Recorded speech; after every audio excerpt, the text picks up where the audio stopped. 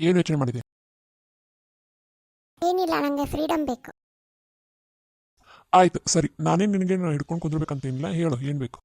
ನಾ ಇನ್ಸ್ಟಾಗ್ರಾಮ್ದಾಗ ಫೋಟೋನ ಹಾಕಬೇಕು. ಆಯ್ತು ಮಾಡು. ನಿಜವಾಗ್ಲೂ? ಹೊಸ ಅಕೌಂಟ್ ಮಾಡು, ಅದರಲ್ಲಿ 0 ಫಾಲೋವರ್ಸ್ ಇಡು, ನಿನ್ಗೆ ಎಷ್ಟು ಬೇಕಾದಿಗೆ ಅಷ್ಟು ಮನಸ್ಸಿಗೆ ಬಂದಷ್ಟು ನೀ ಹಾಕೋ. ಮತ್ತೆ ಹೇಳು.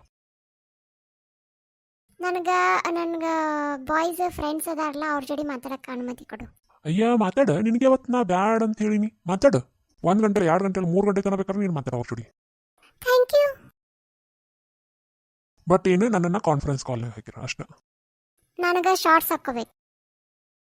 ನನಗೆ ಗೊತ್ತಿತ್ತು ನೀನು ಕೇಳ್ತೆ ಅಂತ, ಅದಕ್ಕೆ ನಿನ್ಗೆ ಆನ್ಲೈನ್ದಾಗ ಶಾರ್ಟ್ಸ್ ಆರ್ಡರ್ ಮಾಡೀನಿ. 2 ದಿನದಾಗ ನಿನ್ನ ಮನೆಗೆ ಬರ್ತೈತಿ. ಹಾಕೋ, ನಿನ್ಗೆ ಯಾವಾಗ ಬೇಕಾದ ಅವಾಗ ಹಾಕೋ. Wow, you so sweet. ನಿನ್ನ ಲೋಫರು ಕುತ್ತ ಕಮ್ಮಿನ ಅನ್ಕೊಂಡಿದ್ದೆ, ಆದರೆ ನೀನು ಇಷ್ಟಲ್ಲ ಅಂತ ಗೊತ್ತಾಗಲಿಲ್ಲ. ಇಷ್ಟೊಂದು ಯಾಕೆ ಹೋಗ್ಲಾಕತ್ತಿ ನಂಗೆ? ಶಾರ್ಟ್ಸ್ ಮನ್ಯಾಗ ಹಾಕು.